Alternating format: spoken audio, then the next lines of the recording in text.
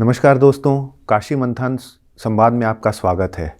Today we are joined by a person who needs no introduction, general Ved Prakash Malik, the 19th chief of the Indian army and a great motivator and a great inspiration. Today we will be talking about decoding India's security and the issues related to it. Welcome to the talk, sir. The first question, sir. Months after disengagement in the Pangong Tso area, there are satellite imagery which shows that China is building a position in Pangong Tso. So, in hindsight, was it a wise decision militarily to withdraw from the strategic Kailash Heights and accepting the Chinese designated buffer zones in Ladakh? Mayank, it's not only in Pangong Tso, but elsewhere also, whether it is Lepsang Plains or it is even in the northeast, they are strengthening their position and they are making their infrastructure more permanent, particularly the habitat part of it. Let me make 2 points here. The first is that I don't think both countries want to go to war. China also doesn't want to go to war because both countries realize that going in for a war, like it has a great disadvantage for both the nations. Second point that I want to make is that when it comes to negotiations, when it comes to talking peace, all that, that's not the job of the soldiers basically. It is the job of the politicians and the diplomats. So the military has to follow. Of course, the military keeps giving advice. And I don't know exactly what advice was given, but the final decision has to be that of the politicians and the diplomats when we are talking of peace talks. I agree with you that militarily it was not a very good step to give up Kailash Range, and particularly when we had to go a long way in our negotiations. But then that was done, as I said, more for political reasons. Sir, this is the second winter when the Indian Army and PLA are in a virtually standoff position in eastern Ladakh. 13 rounds of negotiations have not yielded anything substantive. In the meantime, satellite imagery again shows that China is building airfields, helipads, building dual villages along the LAC, and the Indian Army is also building up. We have tested a whole lot of strategic and tactical missiles. So, would you say, sir, that a military conflict is, I would say, sir, realistically avoidable? Yeah, if you get into a military conflict, then the objective always is to win that war. We have to keep that in mind. And as I said earlier, that I don't think, that's my assessment, that both countries want to go to war. They want to avoid it. And yet, escalations take place, and when escalation takes place in a conflict, it moves very fast and often it becomes uncontrollable also. So we do require deterrence in terms of missiles, in terms of we have to keep developing those, we have to keep that. But I still feel that a large-scale conflict is unlikely to take place, but we cannot rule out skirmishes along the border, which can take place, effort for salami slicing from the other side. Those can be expected, and we have to be ready for those all the time. So China has a habit of weaponizing everything, starting from sports to water. Now it has used debt as a weapon to impinge on the sovereignty of other nations. We recently had the example of Uganda. Now it has started to basically militarize, I would say, weaponize the Belt and Road Initiative, the CPEC, the CPEC, which is the belt part, is impinging on the sovereignty of India by entering Gilgit and Baltistan. Similarly, they are weaponizing the road part, entering the Indian Ocean in an aggressive manner. So how do you see this weaponization of the Belt and Road Initiative for India militarily? First thing we must understand that all great powers, they want to keep improving their influence over others. They want to keep using their economic power, their military power to be able to influence other nations, to do what they have in their mind. I can say that what they have in their national interest.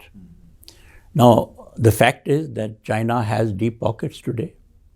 The fact is that Chinese technology has also moved faster than us, and they are way ahead of us. And they are aggressively now using all these to influence others and in their own national interest. So you are right that these aspects of CPEC, I can also mention CMEC, China-Myanmar Economic Corridor, which is, along the river, Irrawaddy River, coming down, again an effort to go to the Indian Ocean. So they are using that very aggressively, and unfortunately we are not able to cope up with that, our own neighborhood. So what is likely to happen is that in this kind of weaponization, which the term that you have used, there is a struggle between their influence and our influence in South Asian region. So that at the moment is a kind of, you can say, a conflict going on. South Asia has been our influence area all along. But now you have China stepping in primarily because of their deep pockets. Sir, Pakistan has always been seeking strategic depth in Afghanistan as a counter to India. Now with the Talibani takeover of Afghanistan with full Pakistani backing, how do you see this situation playing out for Indian security, both external and internal security, particularly vis-a-vis Jammu and Kashmir? Yes, I think it's a very relevant question today. I'm not very sure whether Pakistan itself has realized that by having the kind of influence now that they have acquired in Afghanistan, whether it is meeting all their requirements, in the sense that situation in Afghanistan is still evolving, and the internal struggle there is not yet over. No doubt that the Haqqani group, which is primarily a Pakistani weapon, is there, and they are ruling the roost. But then there are many other problems. Firstly, to manage Afghanistan with its ethnicity that we have seen over the centuries is not easy. And you can take any example, any number of examples, people who have come from outside, and then, they have not been able to win over these people. So that is one aspect. Second aspect is that between Pakistan and Afghanistan, the Durand line problem is not over. You ask any Afghan, and they will not accept Durand line. In fact, I have met some people who feel that the boundary between India and Afghanistan, I'm not talking of entire, they said that it should have been Indus River at one time. So I feel that it is an evolving situation strategically. And they may be elated, Pakistani may be elated at the moment because they've been able to use this Haqqani influence and others, and to get the Taliban on their side. But how it evolves future, there's also the economic aspect, as you know, that there is a shortage of food, and and all kinds of internal problems that Afghanistan having. But having said that, what is, as far as India is concerned, I feel that with Taliban in Afghanistan and Pakistan supporting them, in the whole of South Asia and even in Central Asia, the Talibanization influence is likely to increase. You probably will have more radical elements developing inside the country as well as around us, because there are Muslims all over and they can be influenced by these elements. And the second aspect, I think we have to worry on the internal security side, particularly in Jammu and Kashmir, is that these camps by the jihadi organizations like Lashkar-e-Taiba and Hizbul Mujahideen and Jaish-e-Mohammed and all, they can have their camps and training areas either close to Afghanistan or maybe even in Afghanistan, and so those areas can be used, and because of them, you might see in the near future at least that the Pakistani effort and the effort of these elements, radical elements from the Pakistan, that might become more aggressive to disturb our peace and tranquility, particularly in Jammu and Kashmir. I asked that question, sir, because after 1989, once the Soviets withdrew, Yes. and the Pakistani, these elements, this Taliban, not exactly the Taliban, but the Mujahideen elements, because Taliban came into existence later, and things got really bad in Kashmir, and the ethnic cleansing of the Kashmiri Pandits. So are we in a better, our security grids are in place, but are we in a better position to counter anything of that sort repeating itself? Yes, definitely. I mean, since 1989 or even during the period when I was Army Chief that time, there have been many positive developments that have taken place in Jammu and Kashmir. And today our deployment along the line of control is, we have the fence and we have other gadgetry available to us to detect any infiltration. So today our capability to detect infiltration along the line of control as well as within the Kashmir area, the internal grids, they are very strong. And I think we are capable of dealing with these situations. We can anticipate that it will happen, it may happen, and but I am confident that we can also handle it. Sir, you spoke of managing ethnicities in Afghanistan, and the problem, the Durand line still exists.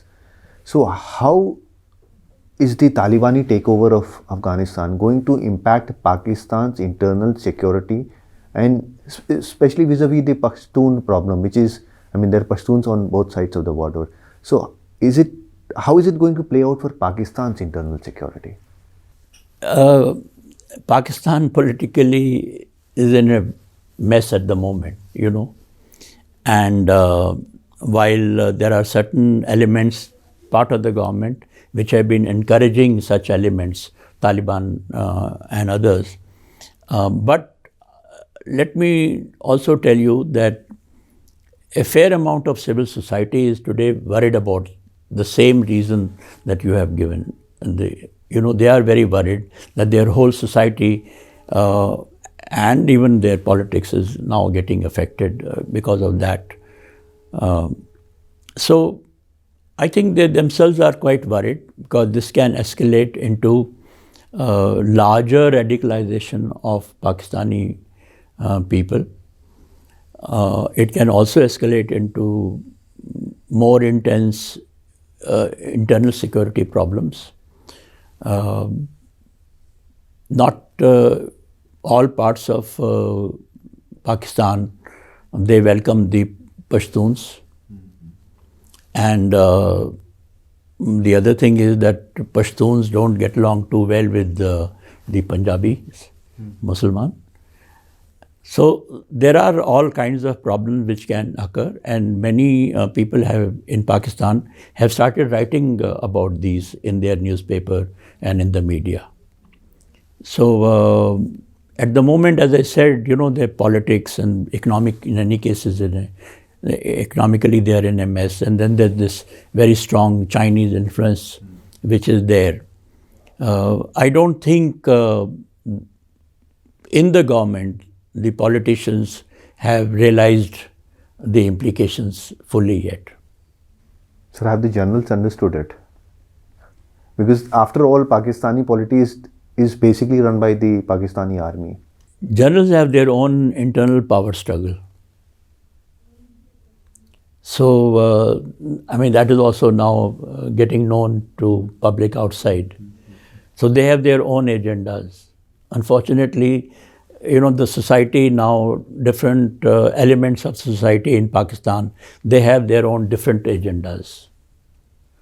And there are elements to whom this kind of radicalization suits them. But there are many other elements also which feel threatened, and they are not happy with it at all. But what action they can take at the moment, there is a certain amount of, should I say, inability, because different elements think in their own self-interest. Sir, General Bajwa has recently spoken of winning the fifth generation war with India. For our audience, would you kindly elaborate on what this fifth generation war is? And the second part of this question, what makes General Bajwa so confident of winning this war? Firstly, I must tell you that there is no clear-cut definition of fifth generation war yet. You study, there are people who have mentioned this word, but there is no clear-cut definition which has been accepted by everybody yet. Now, when we talk of fifth generation, let me also tell you how they look at it as a fifth generation. The first generation was when they were foot soldiers, they had swords and dandas and things of this nature. That was the first generation. In the second generation, then you had the explosives being utilized, and you had the chariots, and you had the horses and others being utilized. And so it became more volatile as well as more intense also, fast moving. Then came the third generation. And in that third generation, you got in the armored vehicles, the tanks, the artillery, and let's say the First World War was third generation war. And then came the Second World War, in which you had not only the tanks and the artillery, but you also had the Air Force being utilized. So that is how first, second, third, and fourth generations of warfare are being counted. Generally, I'm using the word. Now, when it comes to fifth generation, what people are saying is that all kinds of asymmetries that exist between the two nations, not just in terms of weaponry, but in terms of their psyche, their cultural activities, their economic activities, their informational activities, all these need to be utilized comprehensively. So that is what generally is considered to be the fifth generation. Now that is what the Chinese tend to believe. And that is how they are now using the fifth generation, so-called fifth generation warfare style, and laying great emphasis on informational warfare, also on perceptional ideas and all. So whatever asymmetries are there, where they feel that the other country can be exploited, or we can use that asymmetry in our favor, that is being economically, cyber war, for example. Economic disadvantages, trying to put somebody else. Information by using propaganda, by subversion, by having people go against their own government. That is the kind of activities. And I have to mention here that the democratic countries, the kind of freedom of thought that we have in our own country, they become more vulnerable in such things. So when you are talking of a communist regime versus a democratic regime, I think the Chinese do believe that they have an advantage over the democratic regime because of the kind of diversity and the kind of asymmetry within the country. So I am not too sure whether General Bajwa himself has carried out any great analysis. I haven't heard of that in Pakistan. I have also heard some Pakistani journalists saying that India used the fifth generation warfare during 99, because of we used the media influence, which is no doubt our media was far more aggressive as compared to them. So they think that we use fifth generation warfare. But I think it's more of copying the Chinese thought. And what gave him the confidence to say these things that we will win, he himself doesn't know yet. So as a continuation, sir, I would say, sir, is social media, can this be used as a tool of this fifth generation war in the broader sense, the definition? We don't have a definition. Being used. Let me put it like this, it is being used because the kind of such negative activity that you find in social media, you can make out that somebody is using this as a tool. And we have to be very careful, and that's why even yesterday when I was speaking to your audience, I was telling them that each one of us has to be more responsible of making sure that the information that we are passing it to others is correct. Unless you are certain of that, you should not, these forward posts that keep on happening, that those should be avoided. So we have been hearing of the 2.5 front war for a very long time. So we'll take the 2 front war initially. We have seen decades of inertia of buying, purchasing defense equipments, and a lot of inertia in indigenous production also, although that seems to be picking up. And both the Chinese and the Pakistanis have engaged the Indian Army in counter-insurgency operations stretching from the Eastern Front to the North-Western Front. So how well prepared is the Indian Army to take on this 2-front war? There is no doubt today of the Chinese influence over Pakistan Armed Forces. 80% of the equipment, I think, with Pakistan Armed Forces today comes from China. And the Chinese and the collusion that they have, strategic collusion between the two countries. So 2-front war has become a reality today. And we have to think of how to counter that. Now, while the developments are taking place in terms of improving our infrastructure along the borders, there is also improvement in terms of Atmanirbharta. Earlier we were almost 70% dependent on foreign arms and equipment. Now we are trying to, but all these things are going to take time. And what is also important here is the defense budget. I'm afraid the defense budget today is not good enough. We have not been spending, in fact, our defense expenditure in terms of percentage of GDP has been going down for so many years.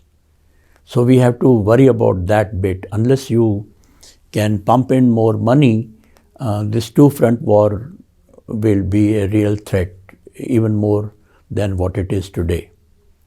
So what is important is not only Atmanirbharta, but also to be able to have better infrastructure both on the northern border as well as on the western border, and be prepared to fight whatever kind of warfare, that skirmishes or limited war or things like that.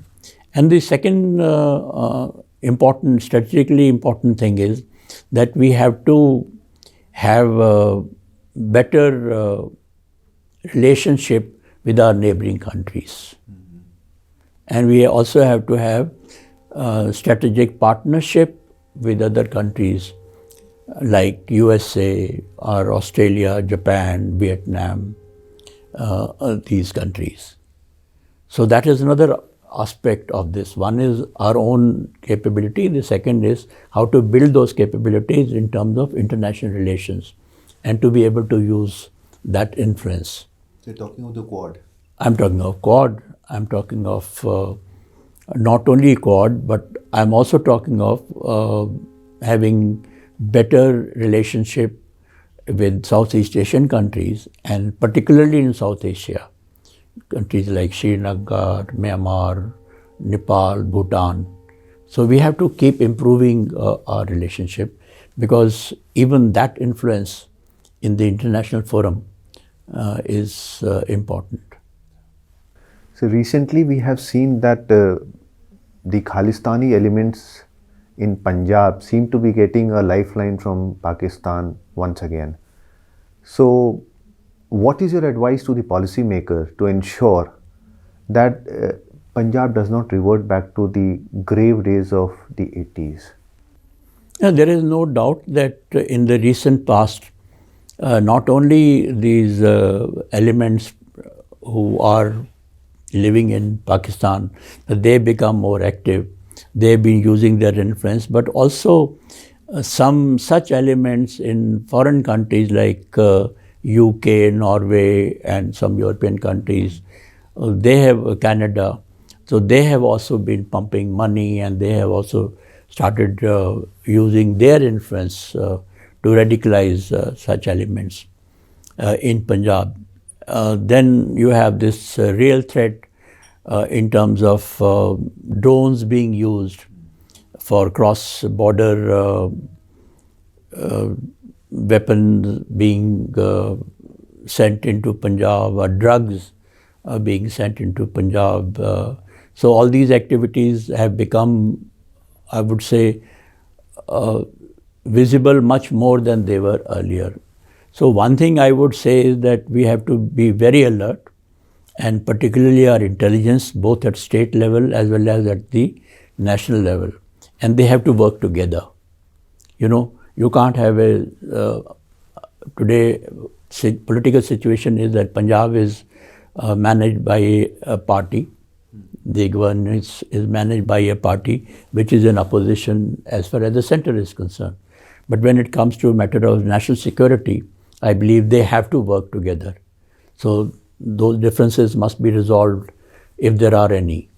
And particularly, I would say, as far as the intelligence agencies are concerned, or as far as the police forces are concerned, they have to work alongside with each other. That is one part. And the second part is that unless the government of the state, they are able to tell their own people that, look, we have to make sure that the influence, radical Khalistani influence does not increase. They have to take the action themselves, and they have to keep the people informed of Punjab. Surely nobody wants to go back to that situation that we have seen in 1984. So in terms of their own outreach, the Punjab state government also has to work much harder today in this respect. Sir, no interview with you would be complete without talking about Kargil. So this is my final question. It was a political decision. We know that the Indian Army was not supposed to cross the LOC. But how tough was it militarily once the orders came in to execute this operation, that once this order came in, that the Indian Army should not cross the LOC? And the second part of this question, would the Indian Army have suffered less casualties if they had been permitted to cross the LOC? Look, we must first understand the circumstances when this war started off and the kind of inputs that we had. I have been mentioning this, that there was an intelligence failure in the sense that the information that was given earlier to the armed forces was that these are jihadi and mujahideens who have infiltrated into this area. And politicians took their own time to understand that it is not just jihadis, but these are primarily the Pakistan Army people. Not primarily, but only Pakistan Army. Today we have a proof that 100% people who fought from the other side, they were all part of Pakistan Army, and it is there with the whole world today. Now, so they gave us this term of reference that you will not cross the line of control. We ourselves were not too sure at that time when this term of reference was given to us on 23rd or 24th of May 99. So we accepted that okay, at the moment we have to find more information, we have to locate those people, and then, but once I was quite clear, that look, these are no jihadi elements, but these are Pakistan Army people. Primarily because what happens is that jihadi elements are these guerrillas and all, they don't stick to a place. They hit and move, But here were people who had come, sat down, and they were not moving out. Similarly, they also were getting more and more artillery support. From where was it coming? We saw some helicopters also being. So after some time, I was quite convinced that this is Pakistan Army. And when that happened, and we told the CCS, they said, okay, you can use the Air Force. The Air Force can be also utilized for this purpose. The Navy can also. So all three armed forces to work together. And so they were, the restriction was there, but the other political issue was that if we had escalated, we had crossed the line of control, our international border elsewhere, which we were capable of doing after some time. But then the whole international community would have come down hard on us. Don't forget, we were now nuclear nations. Yes, sir. And they would have insisted on some kind of a ceasefire. Now, a ceasefire at that time would have been to our disadvantage, because then a ceasefire would have been not on the line of control, but it would have been elsewhere with all those advantages that the Pakistani had gained initially, So we wanted to ensure that we cannot have ceasefire till we have reached the line of control, or in a position to cross the line of control everywhere. That was another reason why we avoided the... Now, coming to casualties, I don't think that is correct, that if we had escalated, we would have, our casualties would have reduced.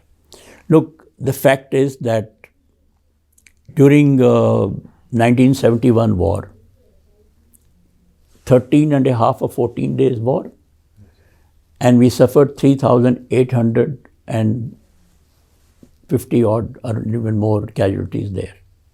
So today the weapon system that we have got is much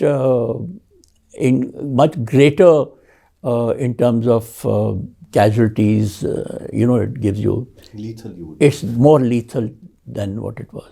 The use of Air Force, the use of bombs, the missiles and all that.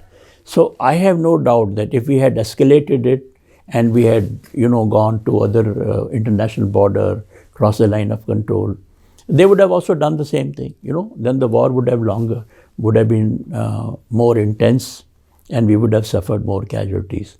But so as far as that argument is concerned, that would we have suffered more casualties or less casualties if we had gone across, my view is that we would have suffered many more casualties if we had escalated.